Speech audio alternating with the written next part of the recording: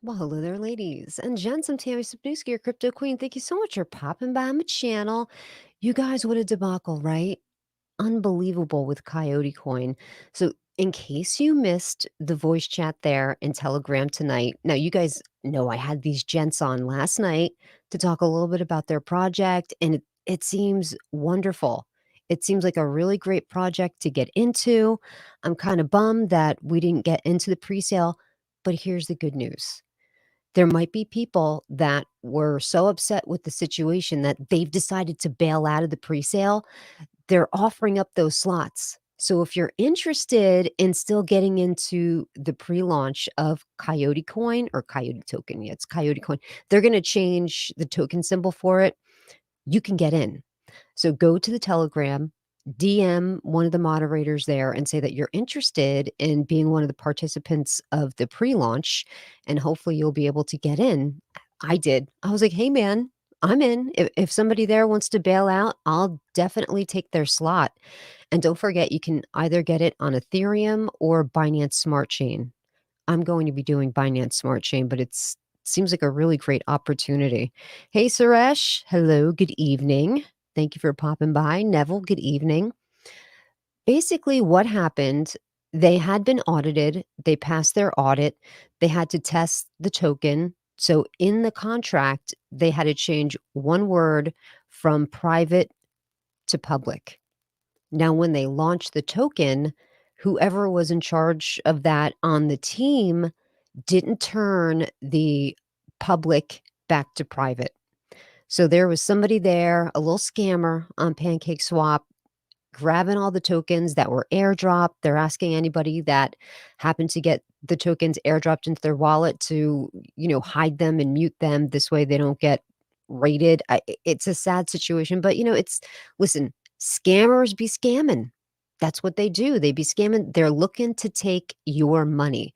So just be very careful. I heard of another sad story. One of the watchers, Sherry, she's usually here, she got scammed. You guys, so sad. You have to be careful. Never give anybody your wallet address. I'm not talking about the public address. You have to sometimes trust your public address that you're going to be safe when you give that out. Somehow she was trying to convert, I think she was looking to get into ShipToro. Somebody in ShipToro's Telegram, I don't know what it is about ShipToro. There seems like there's a lot of scammers in the ShipToro Telegram. And this person said that they were going to try to help her. This way she could change her Shiba Inu into ShipToro. And they stole all of her Shiba Inu tokens. So please just be careful. Never trust anybody. Listen, nobody's there to actually help you. If you want to get help, you need help, reach out to someone that you know you can trust. Someone like me, I've helped many people. Sandstorm, he's very helpful. Of course, this is if people have time, they can help you.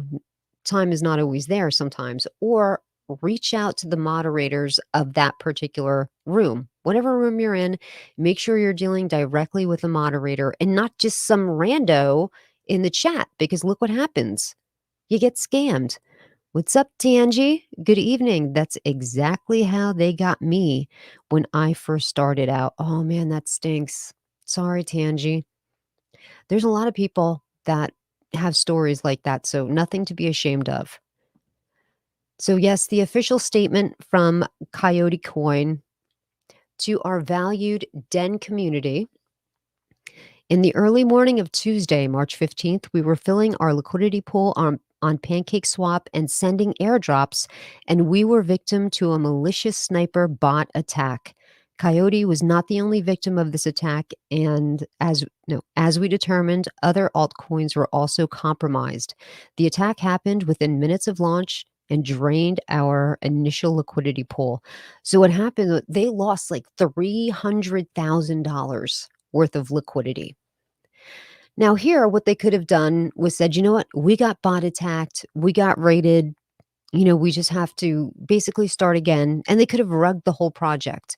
But these guys said they're going to take out the difference from the developer wallet. So it was kind of off to a bad start, but at least they're making it right.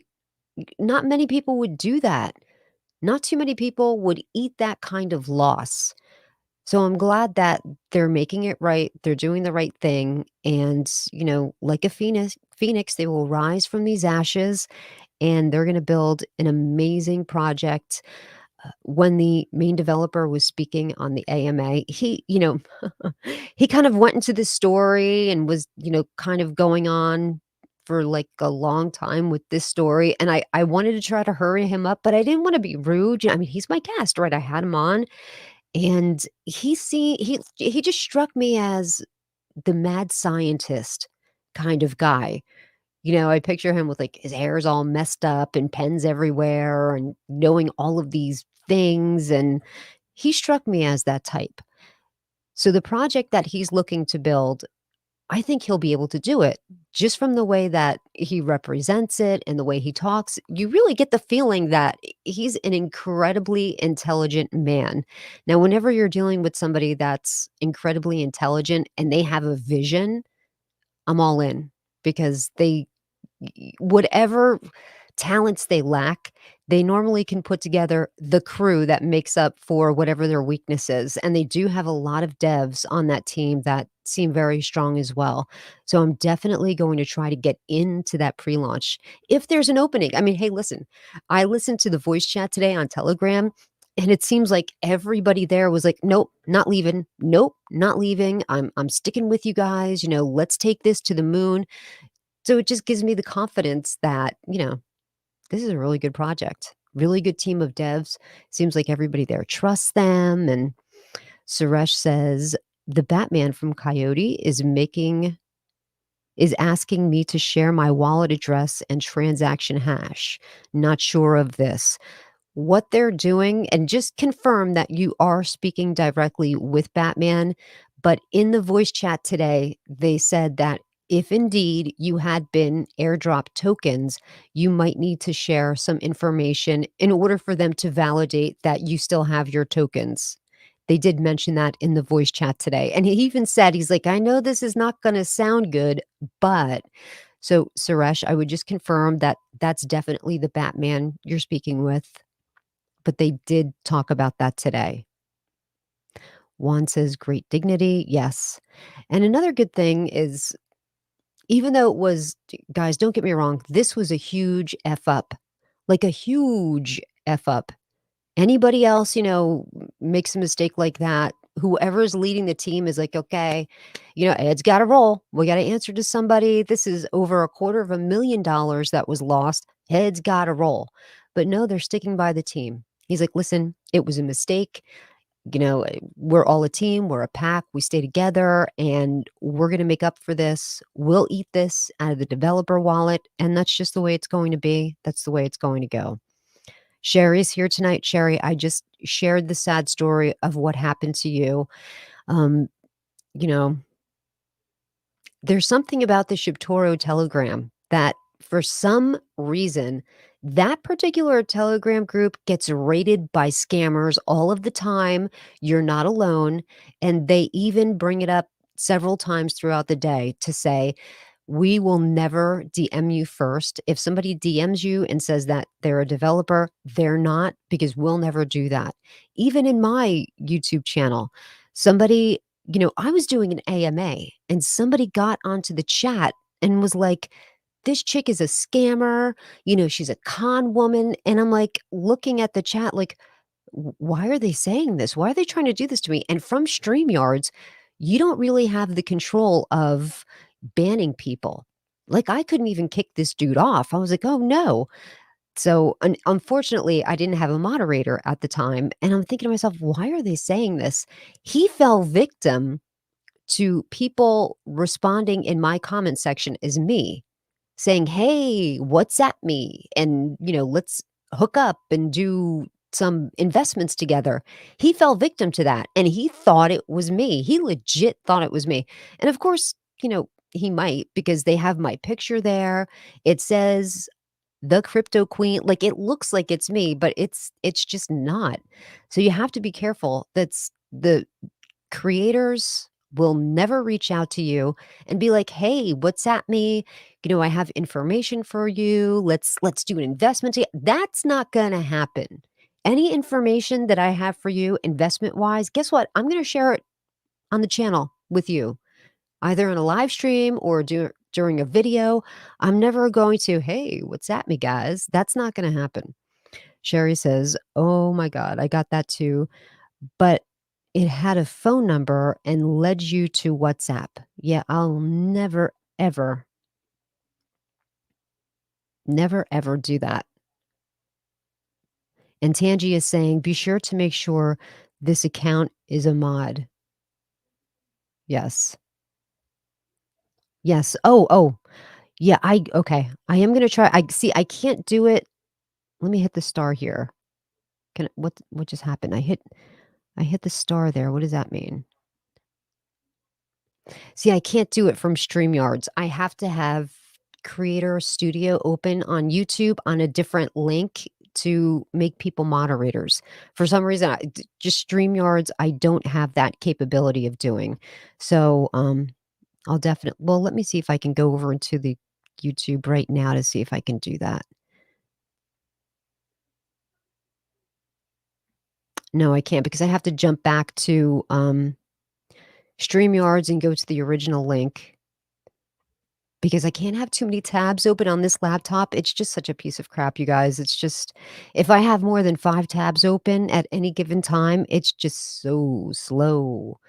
But yep, so that's what happened with Coyote Coin. But I'm still going to try to get in. I sent one of the moderators a DM and I said, "Hey, listen, in case you have any slots, if there's opportunity there for any amount to be had that I can get into pre-launch, I definitely want to do that." So he said that he would keep me in mind, but like I said, I don't know if that's going to happen because so many of these people are just so gung ho about Coyote Coin. And during the voice chat, I raised my hand and they brought me up because at one point they were talking about how this all happened and how they actually brought the coin live to put the liquidity in. And when they were on the AMA yesterday, they said it was going to be a fair launch. Like I was very specific when I asked that question because I wanted to get in on the launch. I'm viewing this project kind of like how I viewed terrarium. This is not a meme coin. This is something that has definite promise. There's going to be utility there. I understand that this is going to be a long hodl. They're building something amazing. And, you know, it sounds like they did a stealth launch. So I got on the voice chat.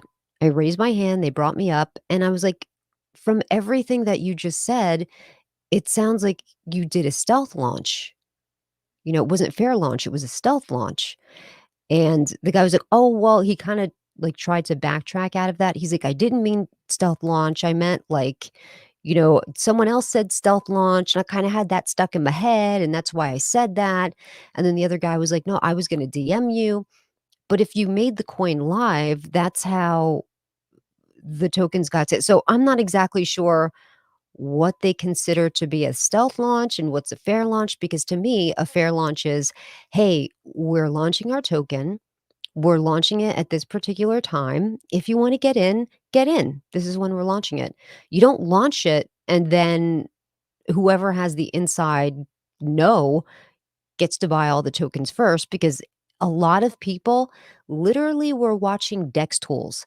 Even one guy in the chat said, he kept refreshing his DEX tools, kept refreshing, like, every 5 minutes to see if that token had gone live, and the minute it went live, he jumped in and started purchasing. Now there's some conversation there to be had about, okay, then it was a stealth launch. It wasn't a fair launch. And now what are they going to do? Like these people that saw the token go live, they jumped in, they purchased tokens. What are they going to do with those tokens? Because now those tokens are no good. They're going to have to do a version 2 of this token. They're going to change the symbol because there is another symbol there with the yote, the YOTE, which is the symbol they were originally going to use. So oh, Suresh, that was you? That's so funny. I didn't realize it was you. So Suresh was the guy in the voice chat saying, "I was refreshing my text tools every 5 minutes just to see if it went live," and he happened to catch it go live, so he jumped in. Suresh, if you don't mind sharing, how much did you go in for? How many B&B did you drop on the yacht? And we're not exactly sure what they're gonna do at this point, like, if they're going to honor those tokens, if they're going to reimburse those tokens, or, they were kind of saying they didn't want anybody to do that. So, I don't even know. I wonder how many other people bought. Well, I guess there's a way to find out, right? Like, if we go to Dex Tools, should we do that? Let's go to Dex Tools and see how many tokens, because 'cause you'll be able to see all the buys and everything, right? So, let me go to Dex Tools to see exactly how many. We'll probably be able to see your transactions, Suresh. Suresh, I hope they find some way to make that right for you. Because they kind of were insinuating that the people that did that, they kind of cheated a little bit. But now let me share this tab, and I have to go back to StreamYards to make sure it went through. Yes. Let me dump out of one of these because I have so many things open now.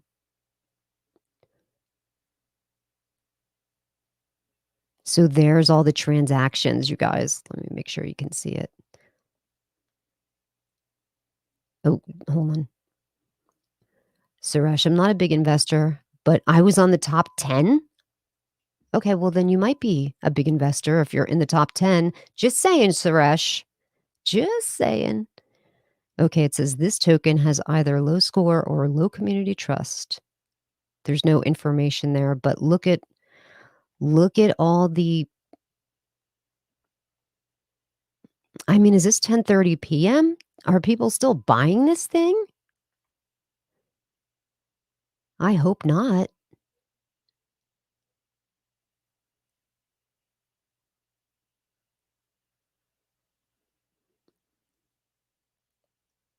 I wonder if these are all people that bought this afternoon knowing. Well, obviously, they didn't know, but they should have known because it was all over the place this morning because it happened, like, really late last night, and when they were doing the airdrops, they saw all this shit going down in real time. They're like, "What's happening? Oh my god, what's going on?" So they immediately slammed the brakes, and tried to pull out of it, but damn, look at this. So all of these are just, the cells draining the liquidity pool, and like I said, it's like over $250,000. So, Suresh, I wonder if you were one of these buys down here.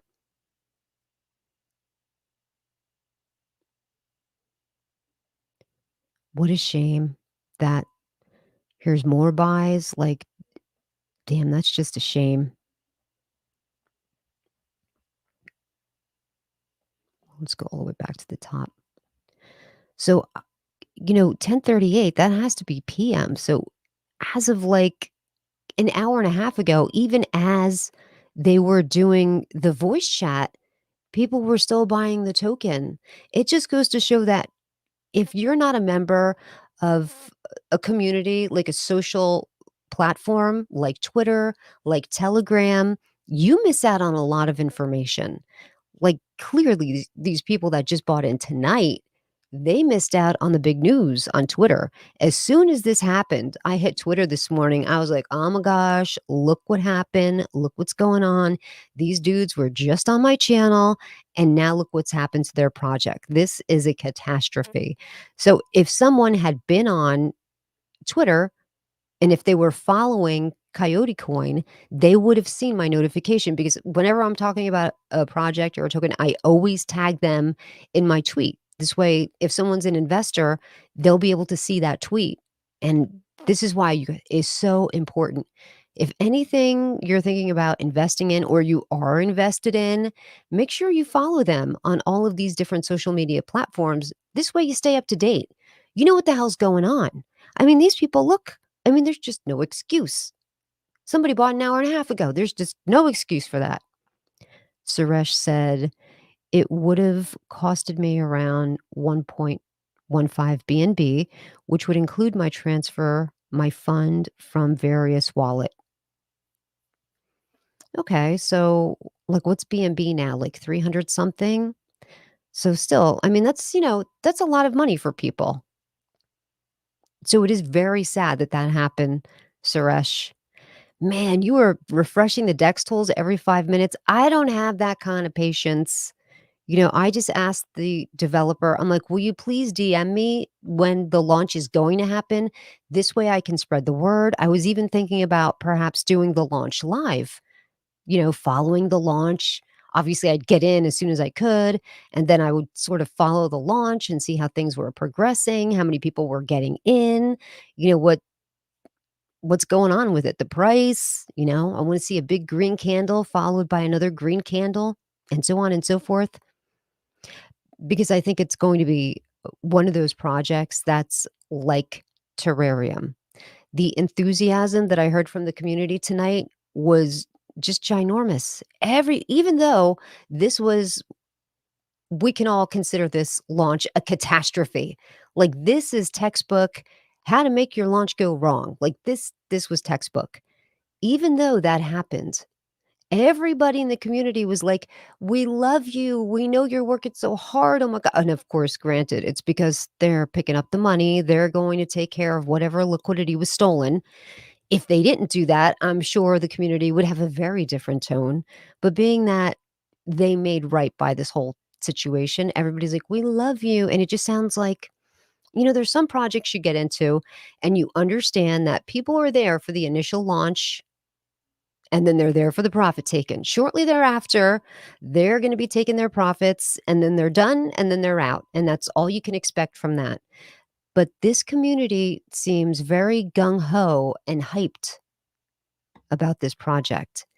And like I said, if you guys listen to the AMA, Chris, who's the lead developer, when he was telling his little story about Steve Jobs and everything, I was like, okay, like it was taking him a little long to get through the story. And I felt like people in the chat were like, okay, start the engine. Like they were trying to get him to get to the punchline of the story. So I was kind of like trying to push him without being too rude. I mean, like, the guy was nice enough to come onto my channel and do an AMA and all that. But still, I was like, please hurry. People are falling asleep in the chat. Can you please hurry? But I do have belief in this project. He didn't want to give too much information, but when I said to him what I think they're building, he basically was like, "Yeah, that's what we're building." So, like terrarium, they're building a it doesn't sound like it's going to be an exchange like the way terrarium is going to have an exchange. It sounds more like it's going to be a wallet or a platform, and it's going to serve all of the different tokens, and it's going to be very user friendly, like the kind of thing you could hand to a 60-year-old and say, "Hey, open this and buy or trade cryptocurrency." Which right now, if I handed my dad my phone and launched MetaMask and was like, "Hey, dad, could you swap some Ethereum for Terrarium for me?" He'd be like, "What?" He'd look at it and be like, "No, no, that can't happen. I don't know what the hell is going on here." That's definitely something we need. We need something that's very easy for people that are not familiar with wallets, very simple, very easy to follow all of the different blockchains in one place. That would be beautiful. And if whoever's going to get there first is going to get there first, it's going to be really big.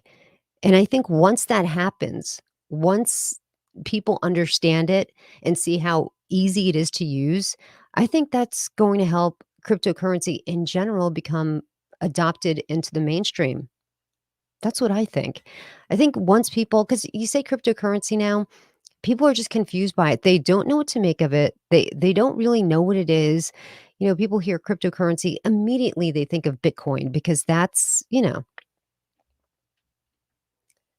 the godfather of all cryptocurrencies. As a matter of fact, if you ask some people, they say Bitcoin is actually the only cryptocurrency. These people are known as Bitcoin maxis, and they only believe in Bitcoin. Everything else is not a legitimate cryptocurrency. For them, it's Bitcoin or nothing.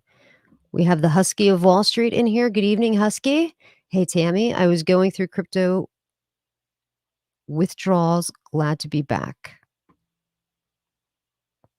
Glad to have you back. Yeah, so hey, Husky, you gonna get into Coyote Coin? Husky of Wall Street has a cryptocurrency channel as well. If you guys want to go check him out, throw him a subscribe, maybe some likes.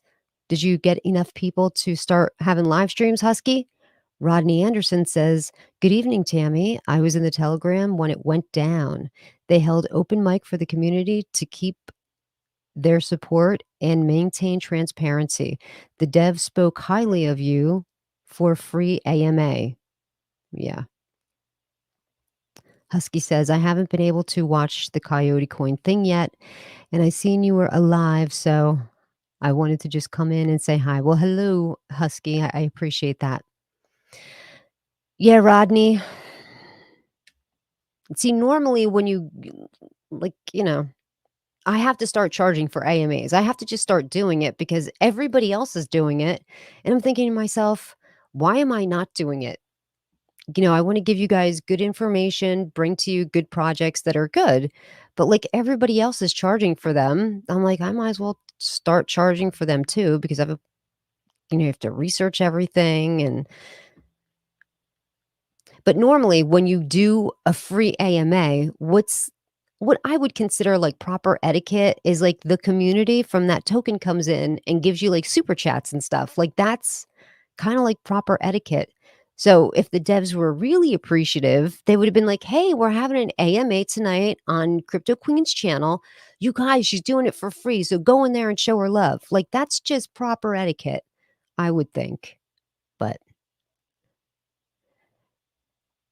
Tangi, Tangi is saying, "Time and talent is money." Yeah, it is. It absolutely is. So I think I just have to start doing it because I talked to Sandstorm tonight and he's like, "What do you charge?" And I was like, "Well, I haven't really been charging anything." And he's like, "Ooh, like these bigger guys that charge for AMAs like Zach Humphreys and Austin Hilton, Your Pop, Jake Gagan, like all of these guys. I think Jake Gagan gets 20,000 per AMA. Zach Humphreys, Austin Hilton, Europop, they're kind of like a triangle of creators and they're in business together. So whatever monies they get, they split three ways. So let's say they do an AMA. I think they charge like I can't even remember, but I think they wind up each getting like 30 grand from that AMA. Like it's crazy. And I'm like, 30, can you imagine getting 30 grand for 1 hour's AMA? Now, it depends on how many subscribers you have. What's the kind of exposure you're gonna be able to give that project? Are you gonna get a lot of sales from the project? But the problem with having these big influencers that have the Patreon groups is that they tell the Patreon groups in advance what they're going to be talking about in the next couple days schedule. So let me just make up a cryptocurrency so that nobody gets offended. Let's say Watercoin. Watercoin wants to do an AMA and they hire one of these three dudes and they pay 100 grand to do the AMA. So one of the creators says to his Patreon group, "Hey, this," of course, the creator buys in right away before anybody. So they're holding a little bag of their own. So then they go to the Patreon community. "Hey guys, in a few days, I'm going to be talking about Watercoin. And when I start talking about that on YouTube, all of my subscribers are going to hear how great it is. They're going to start to buy in. But if you buy in now, you'll be able to make some profit because there's definitely going to be a pump on the price when I release my YouTube video." So the Patreon group buys in. This is going to give that project a pump in price. Now, when they release the video where they have the AMA, what's going to happen is everybody who had previously purchased, now they're going to start dumping on the regular YouTube subscribers that don't pay for the Patreon group. They just bought in because this creator is telling them this is a great project. It's got a good future. I'm invested myself. And a lot of times they have because they bought a bunch of days ago and By the time that AMA hits, they're probably already selling out, taking tokens. They might even have a sell order set in place. Maybe they got their wife in the background. And, maybe they do one of these things, like, they have it all set up. He's like, "Okay, I'm gonna wink to you like this, and then all you have to do is hit the sell button. As soon as I see the price going up, I go like this, and then you hit sell, and then we're in the money." Jack Crack says, "Hey, Tammy, do you hold any more Saitama?" "Yeah, heck yeah." Furry ball. Hold on a second now. Wait a second. Furry ball user, really? I dislike those guys. Is somebody in the chat called Furry Ball? Did I miss that? Is there somebody in here called Furry Ball? Yeah, I do still hold Saitama, and do you know why? What's the point of selling it at this point? It's practically worthless. So while it's down so low, I'm willing to just hold it and roll the dice. I recently oh, this is so funny. I recently put what I had in Gate.io because Gate.io is closing up shop. Anybody that has an account in Gate.io, if you're in the United States or Canada, shut it down, pull all of your stuff out and get it out of there. They're closing up shop April 30th. Your funds will be lost, locked, whatever it is you need to get out. Oh, yep, there's Furry Ball user. Jack says, I want more pump from Saitama to buy XRP. Well, hey, Michelle, what's up? How are you? I hope you can make it to the Fridays Ladies of Crypto Roundtable. That would be awesome. You don't have to come for the entire time. You don't have to do that. You can pop in for a little bit, give us some give us some of that Michelle story. So yeah, we were talking about Coyote Coin and what a disaster the launch was. It wasn't even really supposed to be a launch. I think they were trying to pull a stealth launch, but what are you going to do? I still think the project is really good. I DM'd the devs to say, "I wanna get in." If somebody wants to back out, they don't wanna participate anymore, please hit me up. I wanna get in on this. That guy comes in with, "Did somebody say Saitama pump?" We'll have to see how that goes. Well, okay, let's go back here and let's pull up Saitama. Just, for giggles, shall we? My positions are so low right now, I feel like, what is the sense of selling? I might as well hold. Why does it say Saitama nothing? Oh, yes.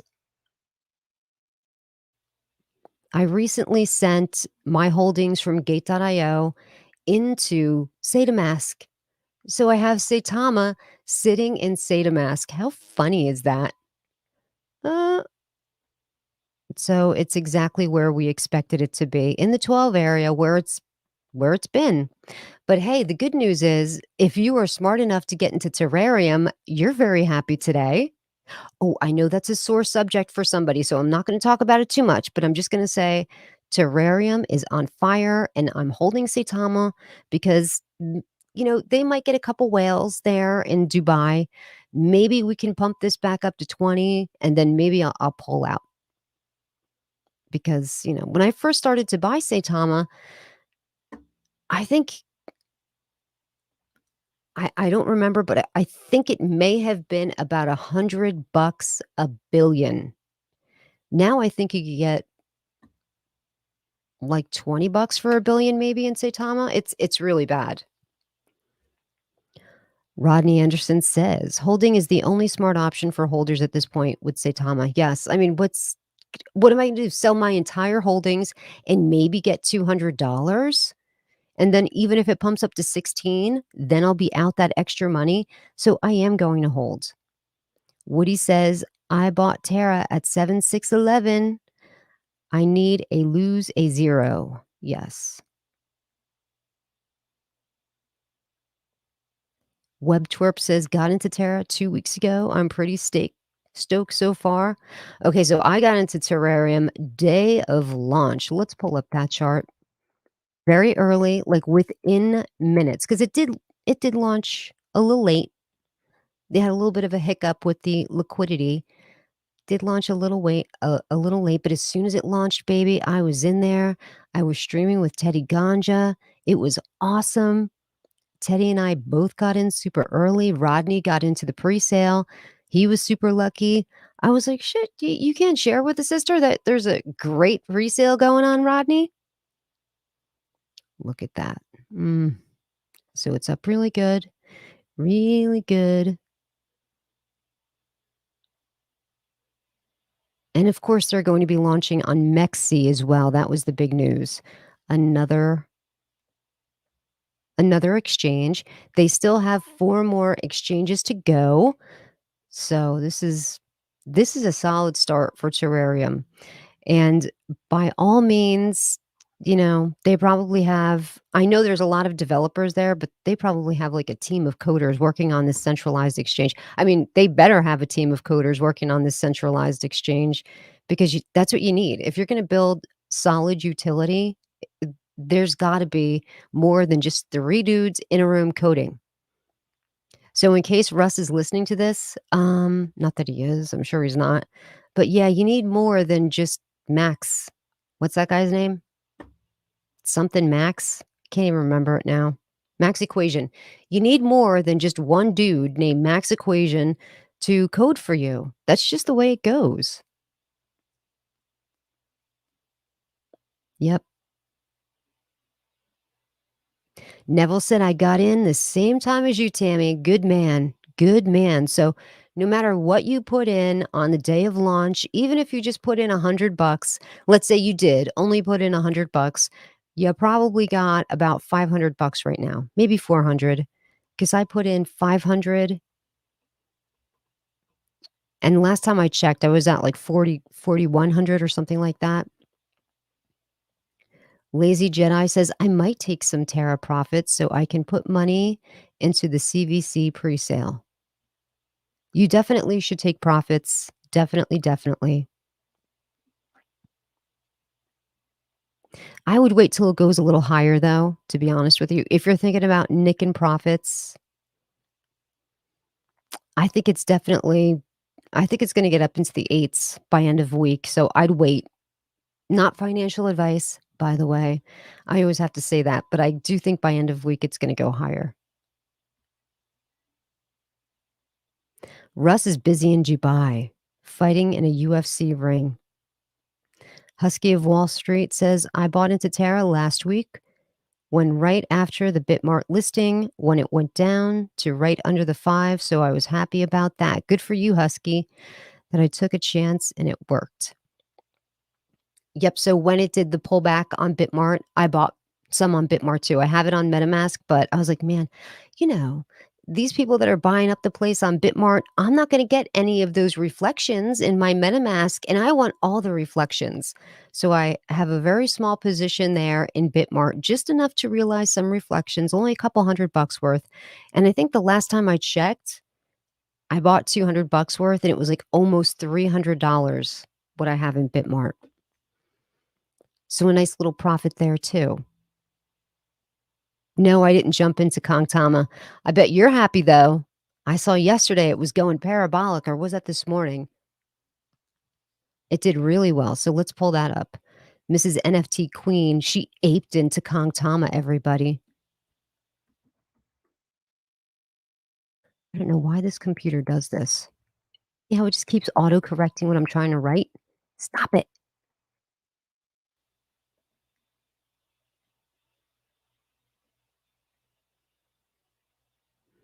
Let's see how rich Mrs. NFT Queen is. Mrs. NFT Queen. Whoa. Look at you, girl. I think she got in early too. I think she got in down here, Mrs. NFT Queen, and she said she aped in. Maybe you can retire. Terrarium, very smooth so far, launched till now. We're getting closer and closer to the first burn of 1 quadrillion at 10,000 holders. Yes. What's next with Coyote presale? So the deal with the Coyote presale, of course, debacle, debacle, but they're not going to do another pre-launch. They're waiting to see if people want refunds on their tokens because they said they're going to honor that. If somebody wants to get out, they'll be more than happy to refund them whatever they put in, whether it's BNB or Wrap or Ethereum, they're gonna refund that money. If those slots open, if tokens become available that were refunded, they're gonna let people get in. Now, whether they're going to open up more slots for a pre-launch, I mean, there was a lot of unanswered questions in that voice chat. It seemed like the more questions that were asked, they're like, you know what? We really didn't think about that. And the guy was like, I need to think this through.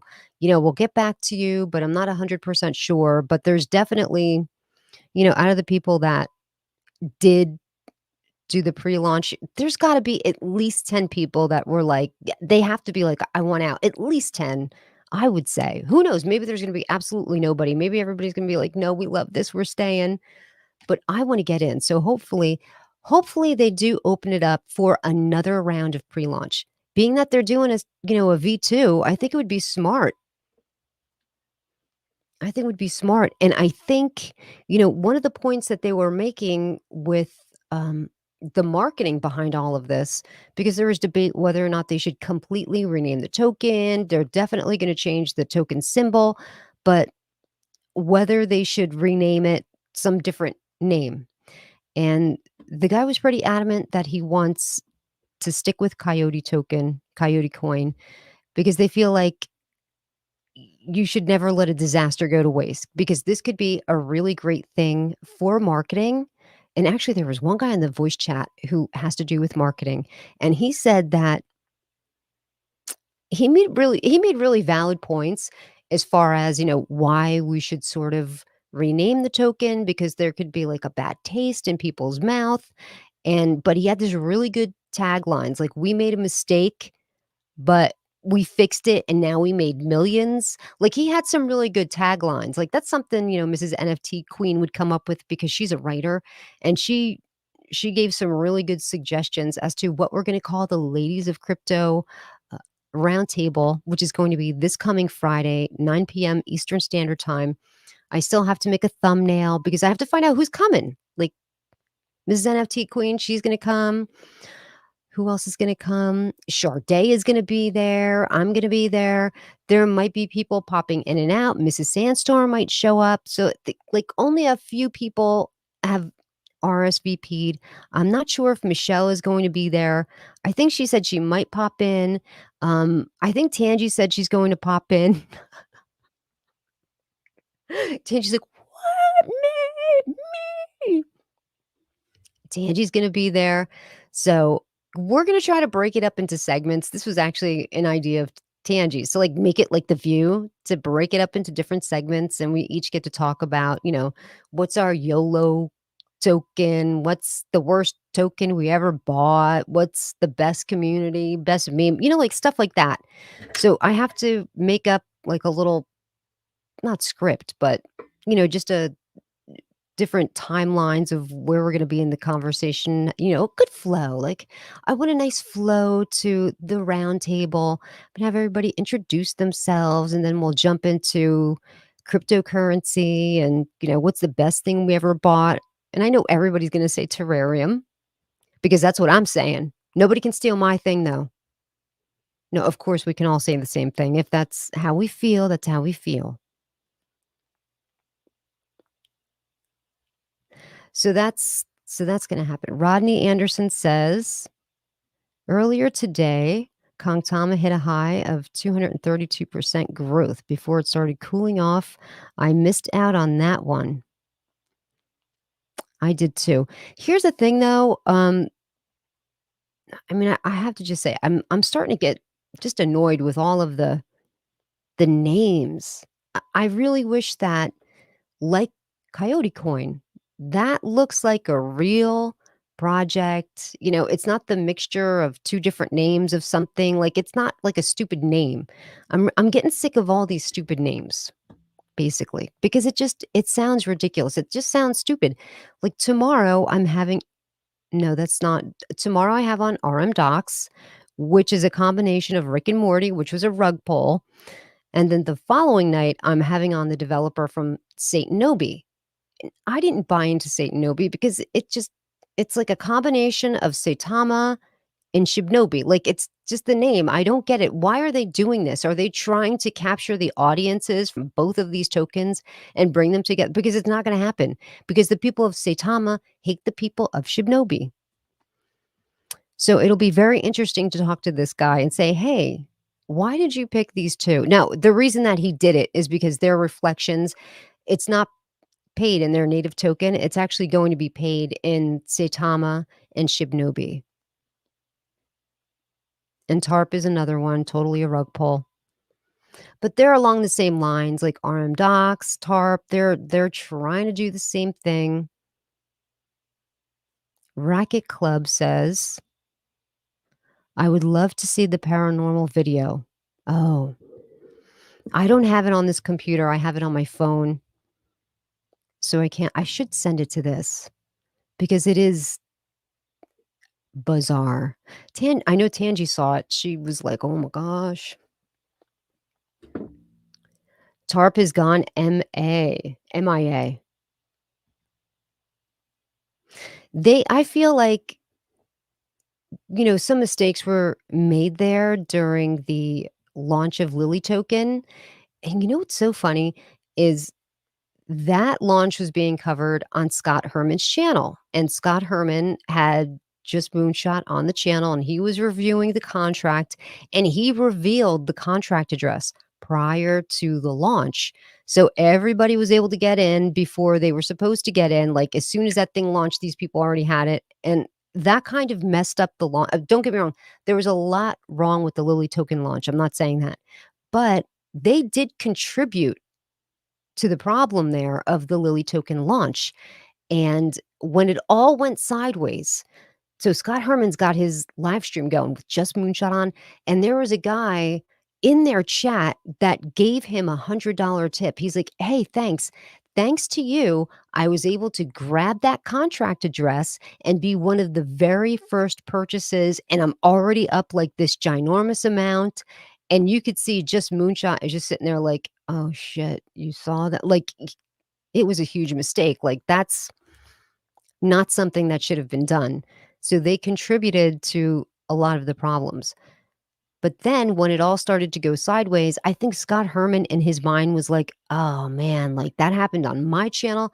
Maybe people are going to start coming after me. So then this is when everybody starts pointing fingers at Dell Crypto, saying, hey, where's Dell Crypto? He's MIA. He should be saying something about this. He's involved with the token. Where the hell's he at? And Scott Herman was then busy running around trying to get all of the different tokens that Dell Crypto had ever shilled, and like trying to, basically point the finger at Dell Crypto. Like, all of this should be on Dell Crypto. Like, it's all his. It's like, no, like, you need to take some culpability here. Like, you exposed the contract address. Like, you made a big F up, and it was there for the world to see, because there was a lot of people that are like, "Hey, man, thanks to you, I'm super rich now." But it's funny how, people are smart. They know, "Oh, shit, I made a big mistake here. Let me, duck and dive and do what I gotta do to start covering tracks," is what I felt he was doing. Hi, Mana says, "Big love and hugs. What do you know about Coyote?" So, in case you missed it, yesterday I had on the developers of Coyote Coin, and I was really impressed with them. I like where this project is going to go, but let me just be upfront and say this is going to be one of those projects that's a long play. Like, Phoenix, Project Phoenix, I know that's gonna be a long play. I've parked my money there, and I'm just gonna leave it there because they've got a coder on the thing, and it's gonna take him a while to code through what he needs to do, and until they get more money, more liquidity, and more into the developer wallet, they're not gonna be able to hire more coders. So I know this is gonna be a long play. Coyote is going to be the long play.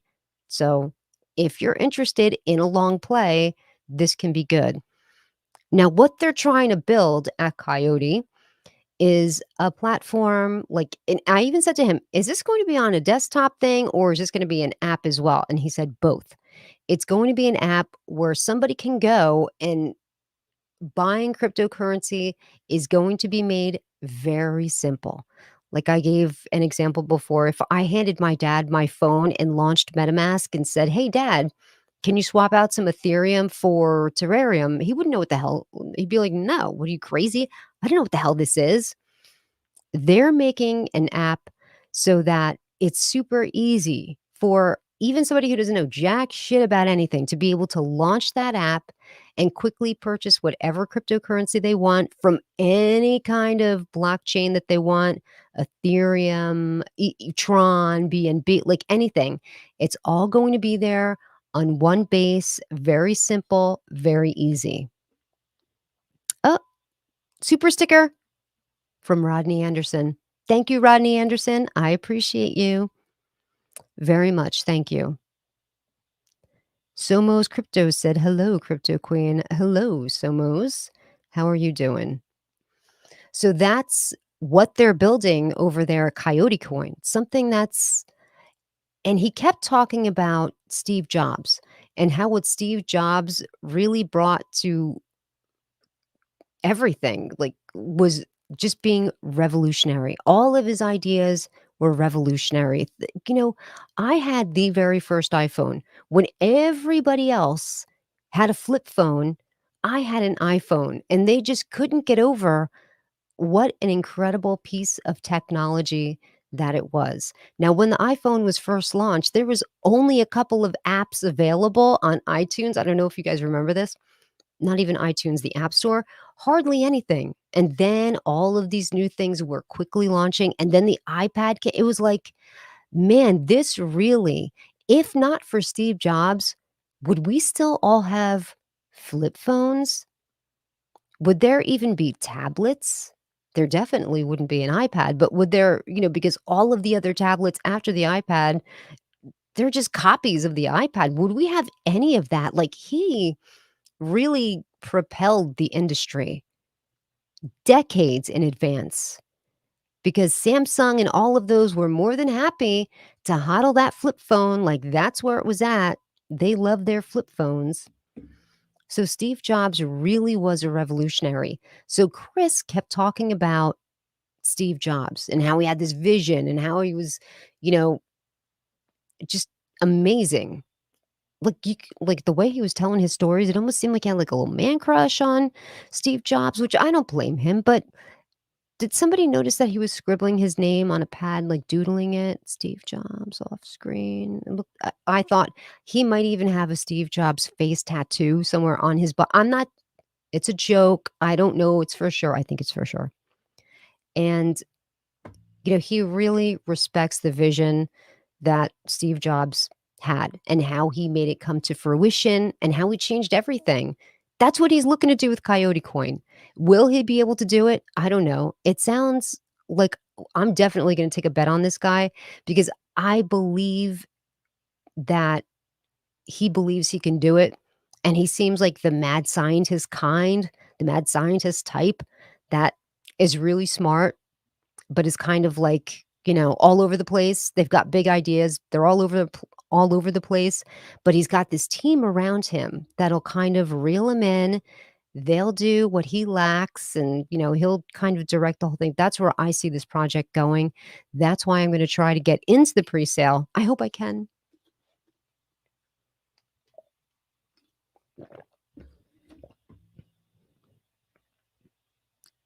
Does anybody else want to see another chart? Let's see how ShibToro is doing because I think they've been having some down days. Don't mess with me, computer.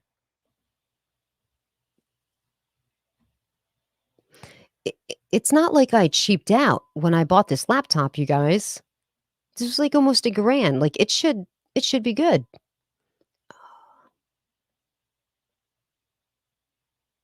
Hmm. Well, it did bust out there from where I thought it would, but see, okay, now let's talk a little bit about ShibToro and what happened there because they hired Zach Humphreys and they hired your pop and they hired a few other guys, and they notoriously pump and dump. That's just what they do. It's just their cookie cutter style of doing things. They've been doing this for a long time. They're going to continue to do it because they're making a crap ton of money. Why would they change? I mean, I guess if I was them, I wouldn't change anything either. They're making a lot of money. Why would they change it? But as soon as they get into something, you know, they get their communities to pump it, and then the people inevitably dump it and take, you know, Oh, did you guys see all the controversy today on Twitter? So you guys know Faltron, right? He's always going after everybody. He's going after Adam Shelton today. I was like, Adam Shelton usually is never brought up in any kind of gossip or controversy. So when I was reading the post today, I had to do a double take because I'm like, Adam Shelton? They have to mean Austin Hilton. Like they can't mean Adam Shelton. But if they went after Adam Shelton today, I couldn't believe it. Saviel Vasquez says, I haven't been on in a while and no YouTubers are answering me. Is Seda Mask out yet? Did it launch before Dojo Swap? Seda Mask is operational. Yes. Seda Mask, I think, went fully live last week. They were slowly adding liquidity to it. It is functional. You can indeed swap Ethereum for SATA mask, and you can, do I don't know what the limit is there because I know some people were saying they were trying to put through buys of like $200, but it was saying it's too much. You got to bring down the amount. So, but yes, it did go live. The only thing that didn't go live was SATA Realty. That was supposed to launch, but you guys remember, like last week, I said on my live stream, I'm like, he's not going to launch that before he goes to Dubai. He wants to have something in his back pocket to present to any new investors to say, hey, I'm launching this. This is what I have to offer you. This is my plate, and I got Seda mask on it. This is what I bring to you. He needed something, and that's what that Seda mask was. Drift King says, great videos. As always, thanks for the honesty. Have a look at CAAC NFTs on Chronos.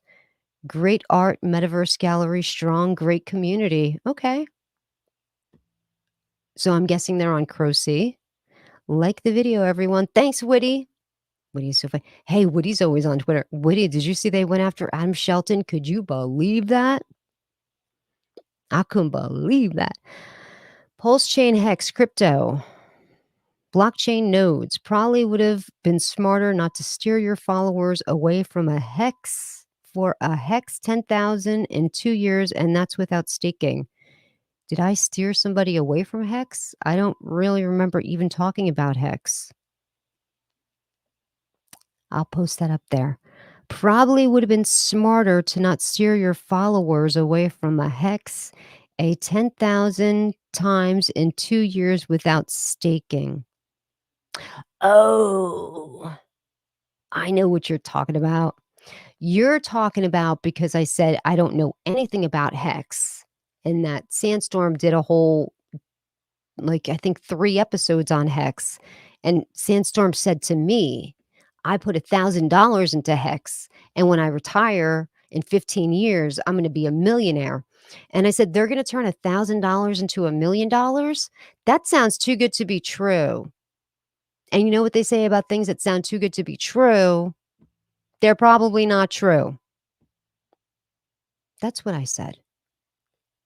But hey, would you like to come on my channel and talk about this hex project? Maybe you could change my mind. I'm more than willing to learn. You want to come on? Come on. Richard Hart is Hex founder. You rock, though. Now I know what you're talking about because I said everybody's talking about how Richard Hart is a genius. Richard Hart's a genius. Like somebody started a whisper campaign about Richard Hart is a genius. Never heard of this dude until I only heard Richard Hart is a genius. Richard Hart is a genius. Richard Hart is a genius. And I said, you know who might have started that rumor? Richard Hart.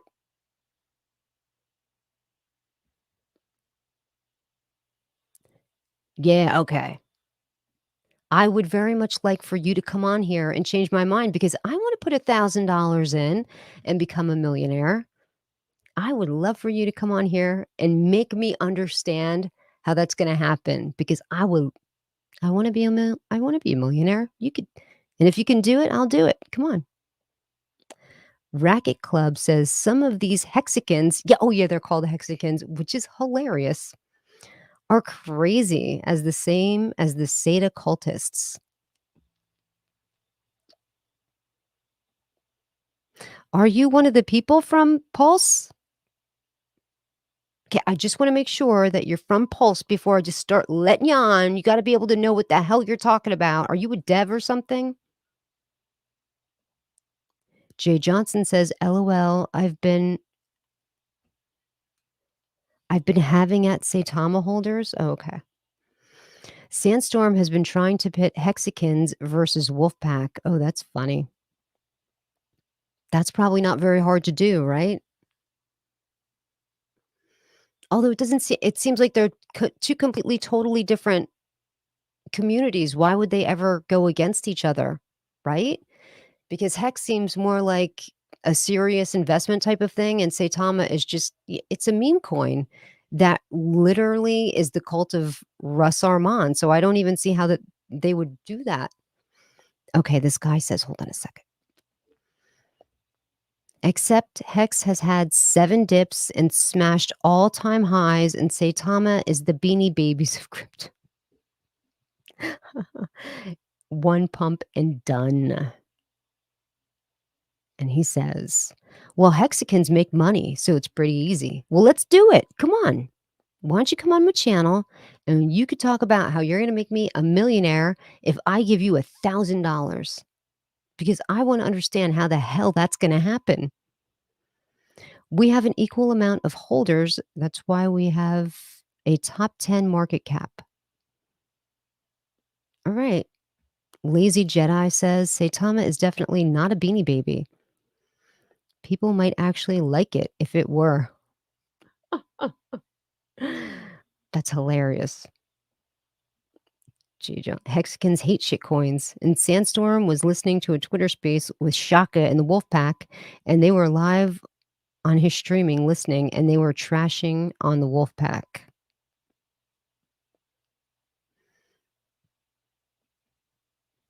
I did. I mentioned them. Because Sandstorm literally said to me, "Damn, you gotta get it. You gotta do this because I put in $1,000, and in 15 years I'm gonna have $1,000,000." I'm like, Brad, that's Sandstorm's name, Brad. I'm like, Brad, how? That's not gonna. Come on, how's that gonna happen? How's that gonna happen? He was pretty sure it's gonna happen.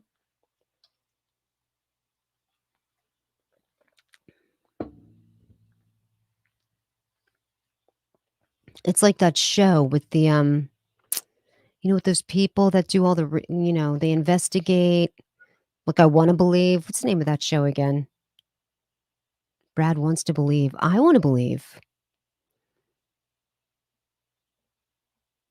I want to believe. So yeah.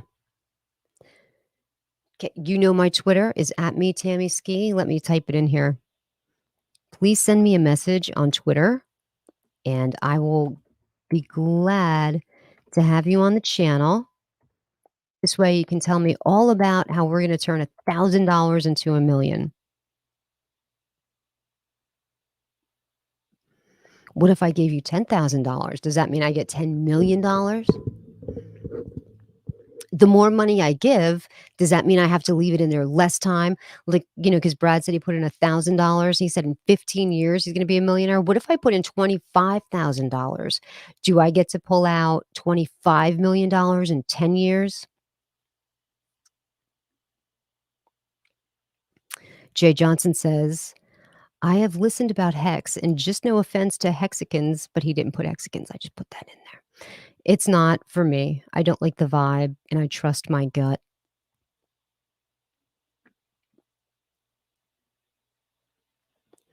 You don't have to stake your Hex. It's optional. Okay, so getting back to Adam Shelton, because you guys distracted me. Adam Shelton was under attack today on Twitter because apparently, let me go over to Twitter and I'll share the tab and let me see if I can. Okay, let's see if I can bring it up because it's crazy. Let me search for it. I think it was on Faltron. He was talking about it. So apparently, like Adam Shelton, if he's doing a video, he's getting paid for it. Like we all know that. Everybody knows that. And apparently, he had done s- some videos for a particular project. And I guess it's with the understanding, okay, we're going to give you X amount of dollars along with X amount of tokens, but you have to agree that you're going to hang on to those tokens. You can't just dump the tokens. Like you have to hold them a certain amount of time. Well, apparently, I guess Adam dumped the tokens before he was supposed to dump the tokens. That's what they say. And that he dumped Shiba Inu. But here's why I have a problem believing that, because on that same tweet, Shiba Inu got on and was like, the Shiba with the E's, Sheeba. They're like, we love Adam Shelton. So if they love Adam Shelton, why is anybody saying that he did Shiba Inu wrong? Like, why would they say that, right? Jay Johnson says, Faltron is the equivalent to a stepped on Lego at 3 a.m. when you walk through the bathroom. Yes, it's so painful, right? I hate stepping on Legos. But he's the one that said that. And actually, there was a bunch of other people that said the same thing. So I was like, ooh, damn. Adam's getting in trouble, which is crazy because he's never in trouble. They usually go after me. So I was shocked that they went after him.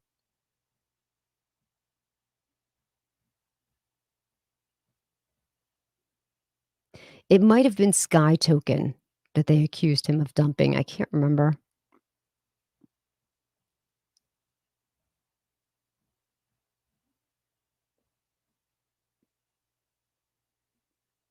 Oh, you know who it was? It was, Ponzi Slayer. He was going after him. Ponzi Slayer. It's 6.0 now. He's gotten so many handles banned that it's like it's crazy to keep up with whoever he is. He started with Ponzi Slayer. I think the first time I subscribed to him, it was like Ponzi Slayer 1.0.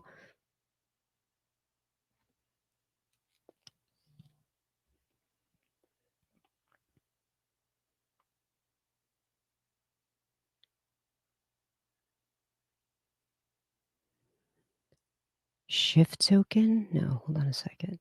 That wasn't it. Is that Teddy? Teddy! I love Teddy.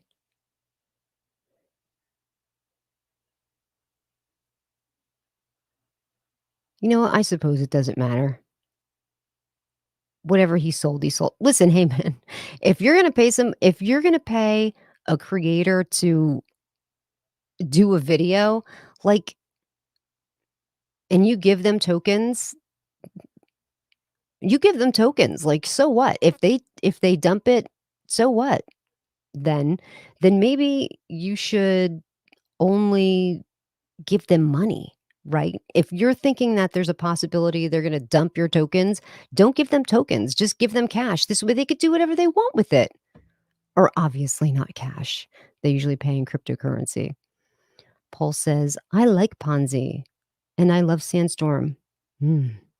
Don't put those two words together in a sentence. Don't get why he's going after Sandstorm for making money in the space. He is transparent, so who cares? It's more than that. And I've actually said to them, please don't bring me in the middle of this because I do like them both. So it's crazy that they don't like each other because you would think like they hold the same kind of belief system. Why did they don't get along is crazy to me because at one time they did. At one time they were friends and everything, they got along great. But then something happened. I don't even remember like what the genesis of the story was, right? Like it just happened. Like overnight they were no longer friends and I, it's uncomfortable for somebody that likes them both to kind of, like, be in the middle, like, "Oh my god, what do I do?" Like, they're battling it out there on Twitter, and I'm, like, sitting back like, "Oh, no." Like, it's uncomfortable for me because I can't say anything about anybody's tweet, because if I like Sandstorm's tweet, then Ponzi will think that I don't like him, and if I like Ponzi's tweet, then Sandstorm will think that I don't like him. Like, it's so I just don't get involved. I don't I like their tweets separately, but I don't like obviously, I'm not gonna like their tweets if they're bashing each other, but it's and the one thing that I do say about this whole thing, I was like, "Ponzi," because I messaged him. I was like, "You shouldn't have said that about Mrs. Sandstorm. That's you shouldn't have went there. That was effed up." Terrarium jargon. Just because it's the best thing.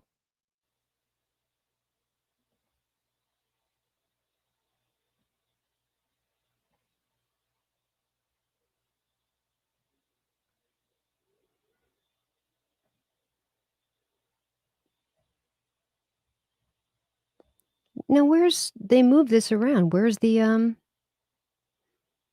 holder count? It used to be right here. Yesterday, it was right here where they always put it.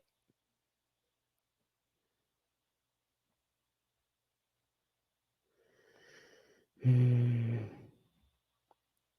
poof, double bottom. Let's see. Let's see what some of the big ETH sales and buys were. 19 ETH buy this afternoon,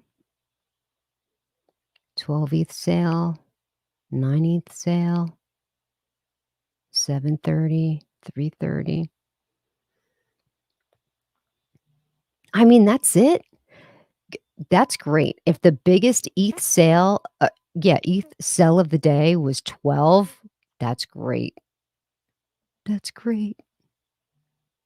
My phone's blowing up. Somebody must be messaging me. Oh, my camera. Thank you. It just shuts off. And I hate when it comes back on, like, on blue and so like, what? Like a Smurf? Like, come on, why does that happen? Click pool info. Yeah.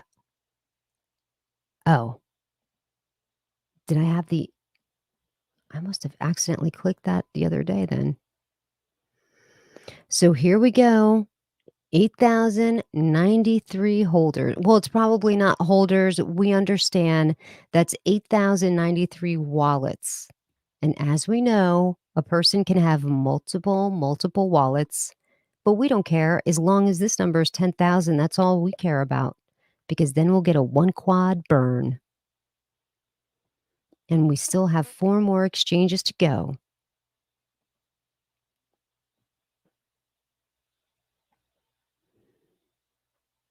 The ledger wallet where pre-sale funds were aggregated is fully secured and offline in cold storage. It contains over 1,600 BNB and can be verified on BSC scan. We are continuing to evaluate this event and the circumstances surrounding it.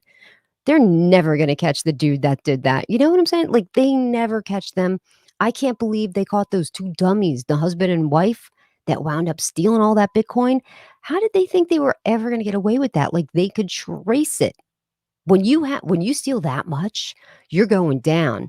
You steal little trinkets like this from a little token, you're getting away with it. Please listen, everybody. Oh, I have to read Tangi's comment. Brad Sandstorm has been my client for all of these months. Gonna always support him. I hope one day they both can get along one day, but this is up to them and I stay out of it. Yeah, me too. I don't like never want to get in the middle of it. And I even said to this is what I said to Cesar. I'm like, you know what's gonna happen? Because I grew up with all boys in the house, all brothers, and they'd be fighting like demons one minute, worst of enemies, and then the next day they're like best of friends. And I'm like, so I'm gonna stay out of it because you guys, you'll be friends in a couple of weeks, and I'll be on the shit list because I said something to somebody, and they're like, nope, that's not gonna happen. I was like, okay. But listen, they're both just good guys, like, what with the exception of what Ponzi said about was uncalled for. but I do like them. I do like them for obvious reasons. I've been friends with Brad for a while. I mean, Ponzi, I haven't been friends with as long. And when I say friends, I mean like somebody you chat with on Twitter, but he's been very respectful to me. I just wish he didn't say that about we know who. Now, what shall we look up? What else am I into? Oh, we'll look up Shibnobi to see how much of a pop this may have had because of oh no Shiba Inu no Shinja. That's what I meant to put in Shinja.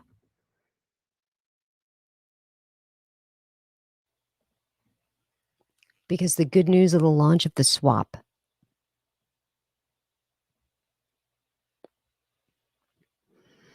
Damn. Look at that. As soon as we went up, we came right back down. But at least we broke out of the fives, guys, right? So that's good. Can't complain about that. As long as we have a percentage up for the day, what else can you really ask for? But these ginormous red candles, that's what kills us. Like, y- seriously, if I was a whale in any particular project, why wouldn't you just sell on different days? Why do you have to drop the candle so precipitously? Why do you have to dump 300 ETH at one time? Why can't you just do it over a period of a few days? Why do you have to? Because you're getting that at a lesser price. If you had just broken up your transactions and broke them out throughout different days, you'd get more for your money. I don't understand why they take that. Why they do it. I just don't understand. I guess it's greed. They just don't care. They probably have so much money. They just don't care. You know what? So I'll make an extra. If I made an extra 40,000 because I broke it up, would I care? That's what they think. Woody says, Tangi, want my dog now? LOL. He pees every hour. Guess because he's only 3 months old. Then he's a very small bladder and we must be patient. Share my screen. Oh, I wasn't there? Oh, I do that all the time, you guys. My bad. I said we had a little bump and a big cell. Not a big cell, but you know what? Those red candles kill us. And these ones, these, that's the killer. These red candles, that's the killer. Why do they have to do it? Oh, this pulse guy, the hexagon. Hex is doing what Ethereum did. It's just doing it faster. It's having insane pumps faster and 85% pullbacks and recoveries way faster. It's better. It's better Ethereum. Okay. Thank you, Sherry. The hexagon is on fire. Man, he's really wanting to drive home a point. So, hexagon, are you coming on my channel or what? Did you drop me a message in Twitter yet? I'm going to slide on over there, guys, to see if he did. Nope. You didn't. Why?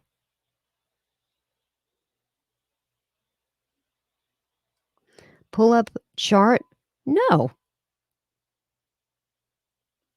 You're not conducting a remote AMA through my comment section. You have to come here. I'll put your little face on the screen, and then you could talk to me about your chart. But I'm not doing a remote AMA. No. So most crypto, yay! Thank you very much. I appreciate the super chat. Hello, Crypto Queen. Would you check Eterna? Is a new token launching next Thursday. I dropped 2 and B on the pre-sale. Damn. Somos, we want to know about these pre-sales. Do you have any other pre-sales going on? Check Eterna. Okay, so let me go. I have to close out a tab. Be patient with me because this it stinks. What is it? Eterna dot. I know he just had it there. What is it? Eterna dot exchange. Hold on a second.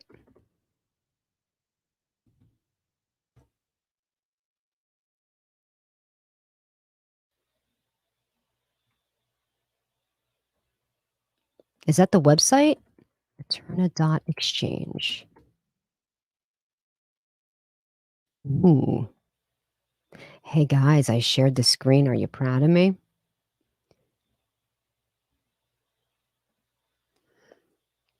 Eterna Hybrid Exchange. The next generation of crypto investing presale is live. Is the presale still happening? What? What is Eterna Hybrid Exchange? DEX trading, Eterna AMM can execute orders through PCS, Uniswap, AVAX, and Matic, Binance Cloud, Binance Cloud. Why Eterna? Eterna represents the state of the art hybrid exchanges by combining the best features of centralization and decentralization. Eterna provides investors with a unique and sustainable underlying value proposition. Innovative, Eterna combines the best features of centralized and decentralized exchanges. Legally incorporated. Okay, that's pretty big. Legally incorporated. Eterna is legally incorporated in Estonia and abides by EU exchange regulations. Estonia, well, obviously, I would have liked it if it was incorporated here. Profit sharing. Profit sharing. Eterna is the first exchange to offer EHX stakers a share of its profits. Compare versions. Eterna version 1 is operative. Eterna version 2 is in development. See our development schedule.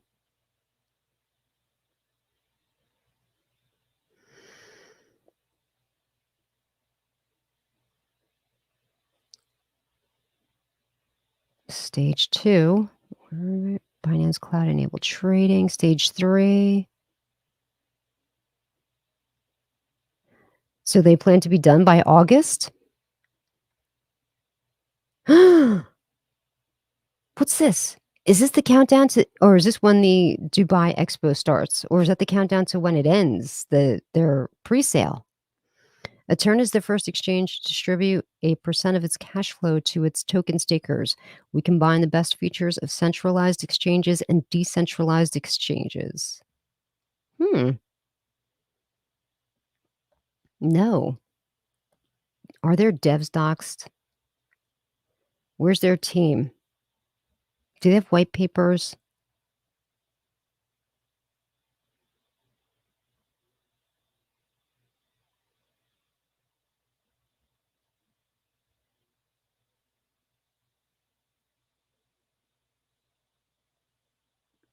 I don't see anything about. Let's look at their Twitter. Let me follow them. Eternal Hybrid Exchange.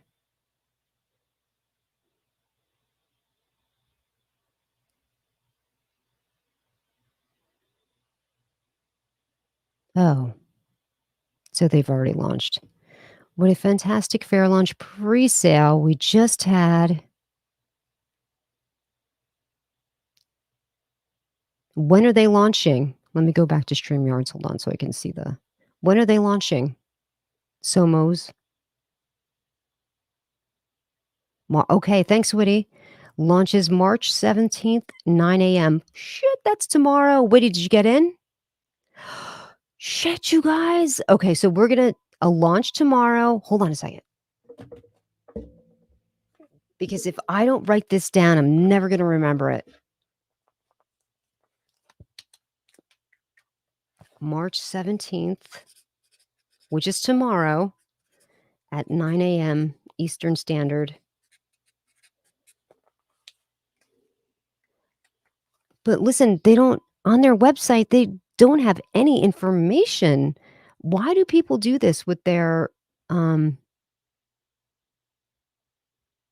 why isn't their website like, okay, this is our tokenomics, these are our white papers, these are our devs, like these are all things that you've got to look for if you're thinking about investing into something.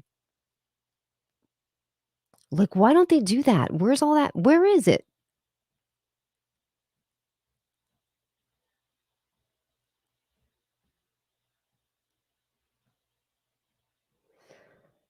I'd really like to read their white papers.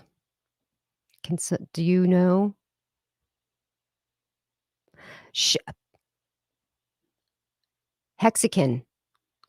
Listen, We all know what happened to Coyote Coin. Could have happened to anybody, okay? But they're making it right, and they're gonna take it out of their share, so they're replenishing the liquidity pool. That's gonna happen. The holders are not gonna get hurt. The Hexagon is on fire. People are scared to pull up Hex chart because it's up and to the right forever. Show me one chart in crypto better than Hex. You can't. Hexagon, you wanna come on my channel? Do you wanna come on? Or are you just gonna yell at me through the chat? Rodney says Luna One is launching in a few days. Still holding pre-sale. Don't know much about it. Oh, I went through that website. It looks really interesting. They were supposed to contact me. Come to think of it, the one guy sent me an email, but he never got back to me. Been mentioned by several prominent crypto channels lately. Okay. I mentioned it a couple days ago. We went over the way. It does look really interesting. Oh, you missed it. Scroll back and you'll see a countdown. Yeah, I saw that countdown. Remember I said, "Oh, there's a countdown." I wonder if it's for this or whether it's for the expo because look at this. It says expo and then they have this countdown. So it made me think like, "Oh, this is when the thing is going to start."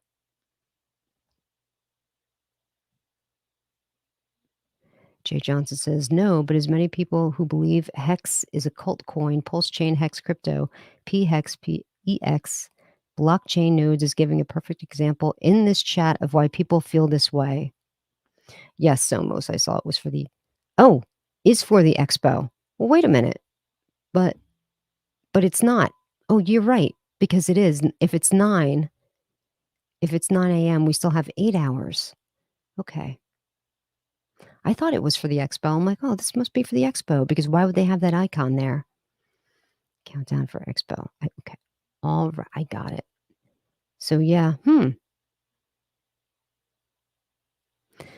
Racket Club says, is Buns Guns in here pushing Hex? I'm not yelling.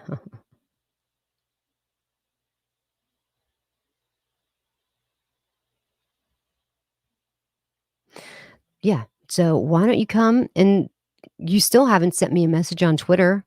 Why don't you come into my channel and tell me what the hell is going on with Hex? Explain to me how you're going to take $1,000 of my money and make me a millionaire in 15 years. I'd really like to understand that. Deli Dell says, what happened with Coyote? They got hacked by a malicious bot and they got over $250,000 worth of liquidity picked out of their pocket. But don't worry, they're going to make it right by replacing that liquidity with the money from their own developer wallet. So nobody's going to get hurt. The developers are going to lose some money, but they probably are going to buy into the launch. They probably all bought heavy into the pre-sale, so they'll all be sitting pretty anyway. Basically, what happened was when they did their smart contract, there was the changing of just one single word. To test the contract, to test transactions, they had to change one word from private to public. Now, after their testing was done off the test net, they were supposed to flip that word back from public to private. But because of everything, they've been super busy. Probably they're overworked, not enough sleep. Whoever was in charge of doing that didn't change it. So it was one person who made that incredible, costly mistake and error, and they're going to make right by it. They're going to fix it. So it sounds like, it's a good solid team. They stick together like packs of wolves usually do. And if that was me, I'd be like, heads got to roll, man. You messed up. You lost $250,000. Heads got to roll. Come on, get up here on the guillotine.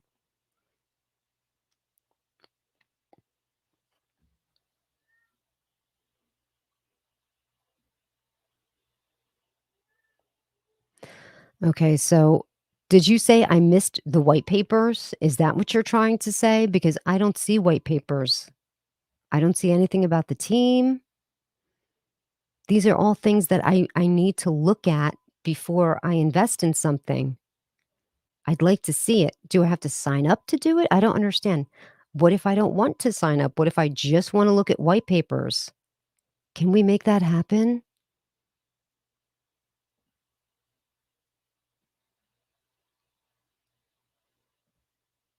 Hold on. Crow King is a fantastic project on Chronos. Have you already created a Crow King video review? Nope, I haven't. I was doing so many videos on VVS and on a lot of the different dApps that are there on the DeFi wallet, but I've been so busy with other stuff that what he's telling me to scroll up. Scroll up where? Here? No. Here?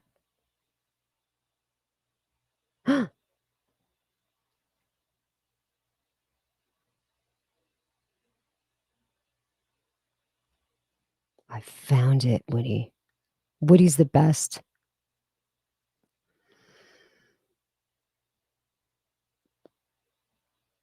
So Eterna is a hybrid of exchanges and dexes by combining order book trading and AMM trading. A buy or sell order on Eterna can be fulfilled internally as an order book transaction or can be filled with our AMM aggregator, which executes the transactions through PCS or Uniswap. Eterna's trading architecture is depicted in Figure 1 below.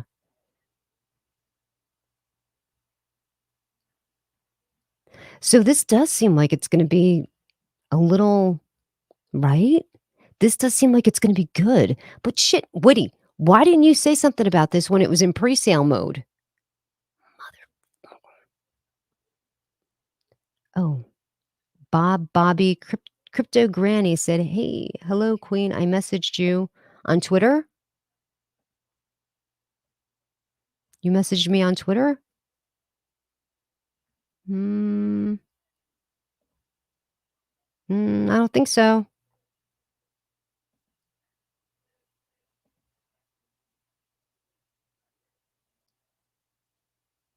Mm, I don't think so."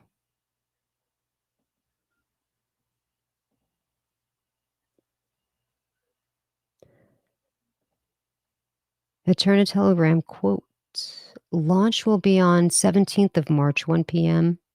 during Crypto Expo Dubai on the big screen. Everyone on the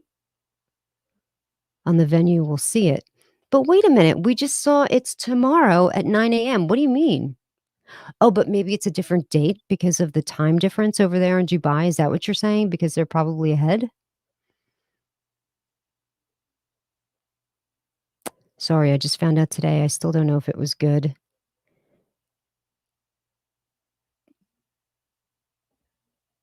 I will eat. Hold on a second, Bobby Grandma, Crypto Granny. I will eat. I will message you my email on another one of your videos. Just contact me, please, so we can do a live. Oh, what? Are you in a token? What's your token? Okay, so Woody, the launch is tomorrow morning at 9 AM Eastern Standard Time. Sorry, that's an error. I will send you a message in one of your older videos with my email. Please don't do that. Please don't. I never look at my messages. What's your project? But I don't get it on the big screen. They are a silver sponsor, but they don't have stage time. Okay. Well, I'm going to look at these white papers because I'm think I might get into this. So here's the contract address. Wait a minute. Listed on Bitmart?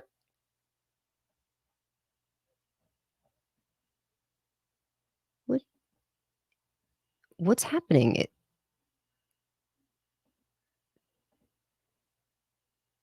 EHX.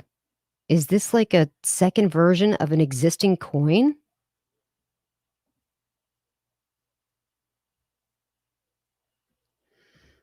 I don't know. I have to read these white papers because now I'm totally confused. Why is this saying it's listed on Bitmart?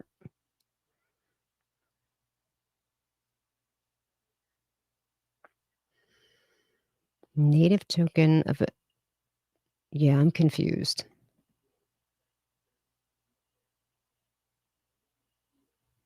Okay, I don't know. All right. Did Crypto Granny answer me as to what her project is? Crypto Granny? I don't know. Yeah, please. If you want to get a hold of me, never hit my messages in older videos because I am so bad with looking at those, you guys. It is not even funny. I'm I know that I should do that. I probably would get more subscribers.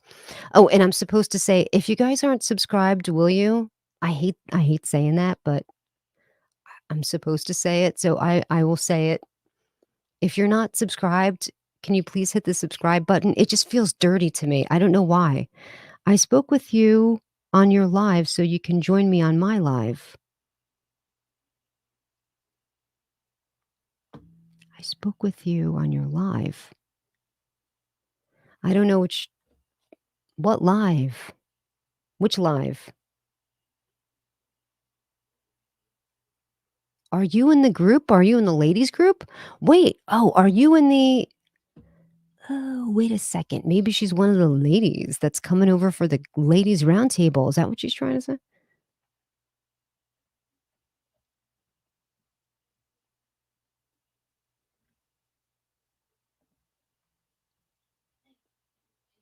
Yes, Sherry, thank you. Hustle Dime says, "Hello, Crypto Queen. Kantama family here to support." Yeah, you've got a lot of supporters already. Let me go back to Kantama because one of my friends aped in very early on, and she made a beautiful little profit for herself. And I know that my buddy Rodney covered this very early on, so I'm not sure if he come on, why are you doing this to me? See, right? I have it spelled right, Kong,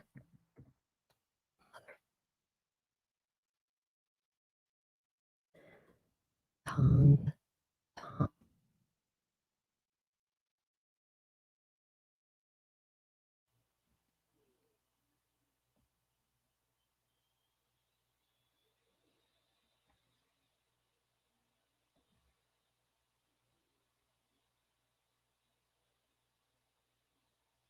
look at that. So what do you guys think? Kong Tama in the house.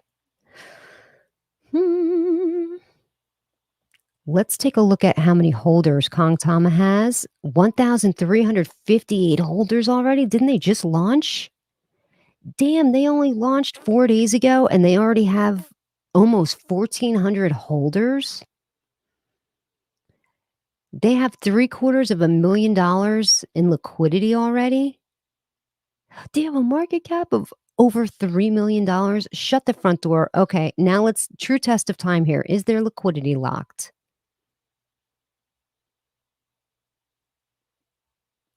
Boom, and their liquidity is locked. It's going to be locked for 9 more months. Jeez. Oh, do you see that on StreamYard that it's locked? Oh, thank you, Rashad Babbery. I appreciate you. Thank you. I appreciate it. Jay Johnson, they have a strong community. Yeah. Like I said, Mrs. NFT Queen, she's into Kong Thomas. She got in there very early. Let's go back to this tab.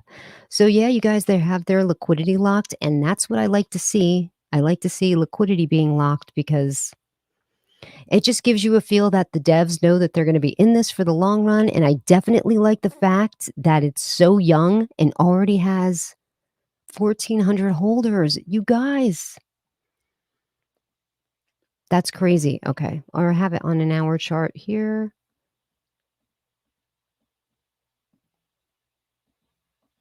Right? You guys can see what a piece of crap this is, this laptop.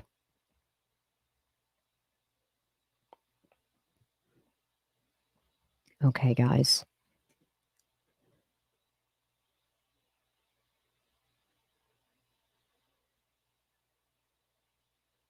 So right in this area is going to be both areas of support and resistance. And we can see here on March 13th through the 14th, it formed a double bottom. And these two are the double bottom. And then when it did that, boom, boom, boom, boom, boom, it made moves, made big moves. And today it's up 20%.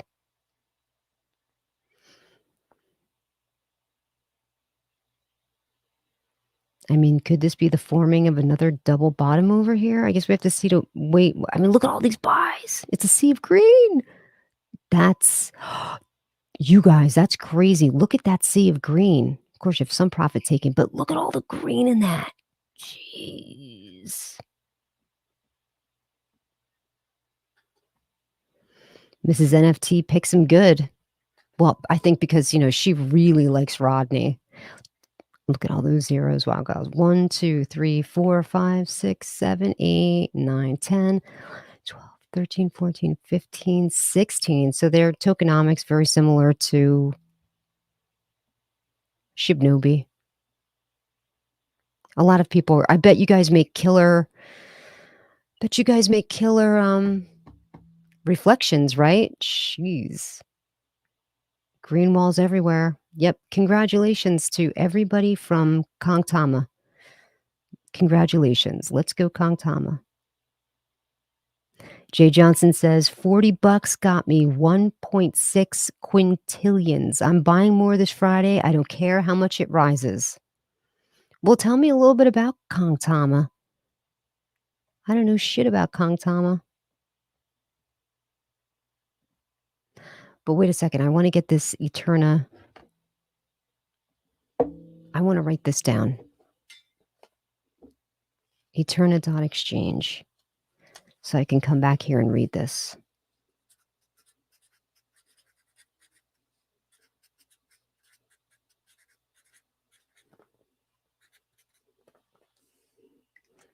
I know Woody said he got in on the pre-sale. Oh, but Woody said he bought 1.5 BNB, right? So I have to go on. I have BNB in my Binance wallet, so I have to move it over to my Trust wallet. What is Eterna's website? Eterna's website is eterna.exchange. Man, a lot of people from Kongtama in the house. Well, since they're all here, I guess we might as well. I'll pull up the Kongtama website. Oh, shoot. My camera went black again. See how I go blue? Hold on a second. Okay, there we go. We'll pull up the Kongtama website, being that all these crazy people, the Kongtamans are here. Oh, Motive Day said she got into or I don't know, guy or girl. Pre-sale is over 4,000 BNB. Yeah, I saw that. You guys need to start letting us know about these pre-sales. Don't come into my chat and be like, I got into a great pre-sale. Now it's over. You're supposed to come into my chat and say, hey, I've heard of a great pre-sale and there's still time for you to get in. Come on in. There's room for everybody. That's what I want to hear. I don't want you balling up in my chat saying, hey, right here, this is for you, Tammy. You flip me the bird and say, too bad you missed out on the pre-sale, but I got in. Right? That's bullshit, right, people? I don't want to hear that. I want to hear I got time to get in. That's what I want to hear. Okay, let me pull up the Kongtama website.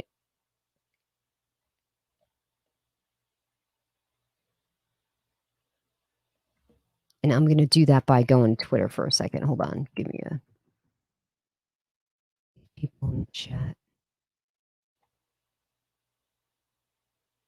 Kongtama token.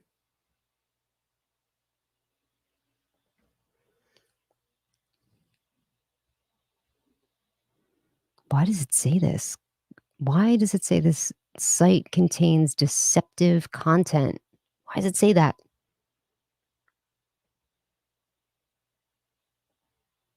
Why does it say that, you guys? Hold on a second. Share.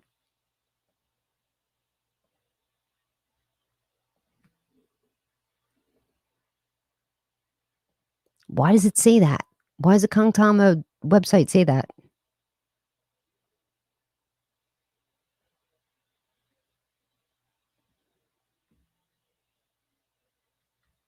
Well, I don't like that,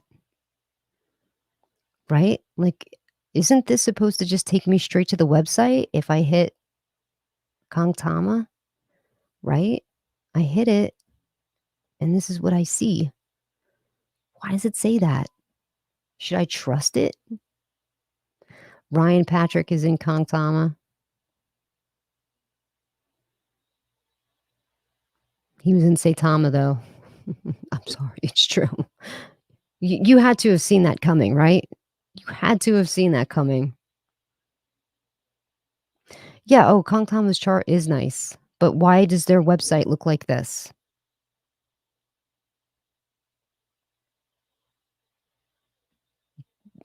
You know what I'm saying? Like,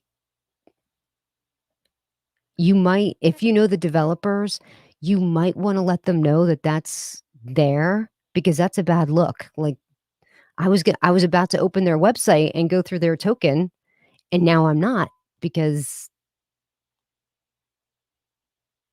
you know, Quantum is saying the website is down for me too. Yeah, I'm not gonna open it. All right, guys. Well, that's gonna do it here for me. Oh my gosh, I've almost been live for 2 hours. I'm sure you've had enough of me. I'll set you free. But I thank you so much for coming by and dropping by my channel. Thank you for everyone that gave me a super chat. I very much appreciate it, very much. And I hate doing this, but if you're not already subscribed, please subscribe to my channel and please hit the like button. And I hate doing that because it sounds so beggy, but like my grandma used to say, Tammy, the squeaky wheel gets the oil. I'm like, you're right, grandma. So good night, Jay Johnson. I appreciate you guys. Good night, Woody. I appreciate you. Good night, Sherry. Thank you for popping by. Good night. Good night to the people that gave me super chats and super stickers. Thank you. Sweet dreams. Buy on the red candles. Remember, take care of yourself.